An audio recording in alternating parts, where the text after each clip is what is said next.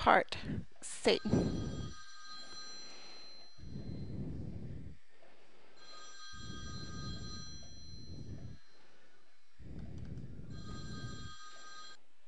Okay, now we're ready for part C.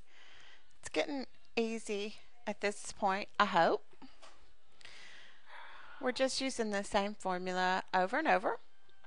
And the main thing is to make sure that when you're looking at that time, you're considering it within a year. So if we're given 3 months, just remember that there's 3 out of 12 months. And then when we go into part C, we're actually looking at days. So we'll have to consider how many days there are in the year. Ordinary days of the year is calculated with 360. There are 365 exact days of the year.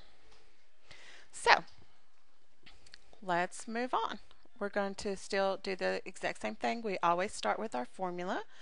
Our formula for simple interest is I equals P times R times T.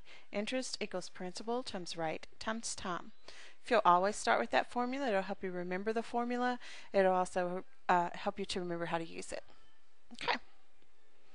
Now we're going to fill in the blanks. We do not know the interest. We know the principal is $2,400.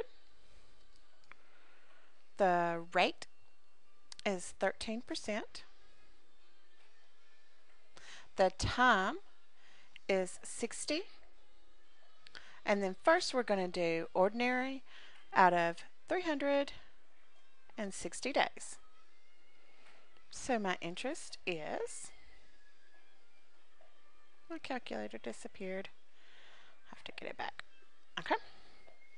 My interest is 2,400 times 0.13 times 60 divided by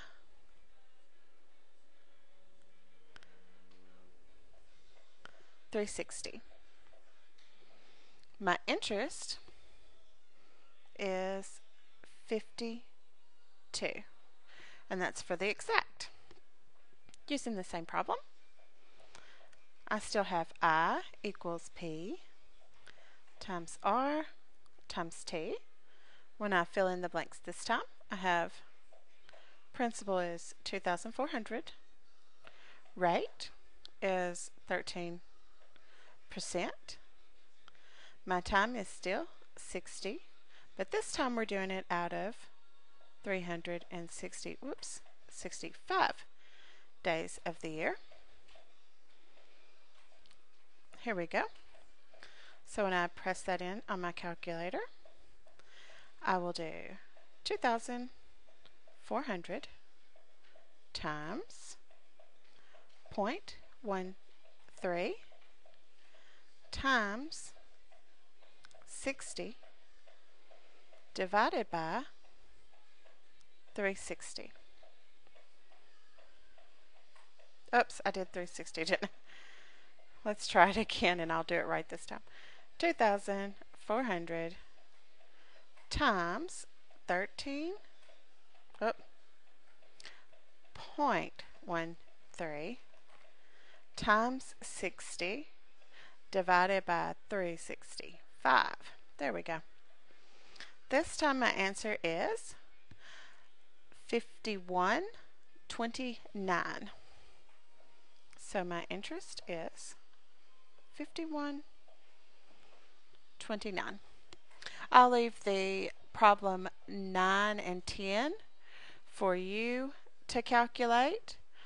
The answers should be 52.50 for 9 and 51.78 for 10.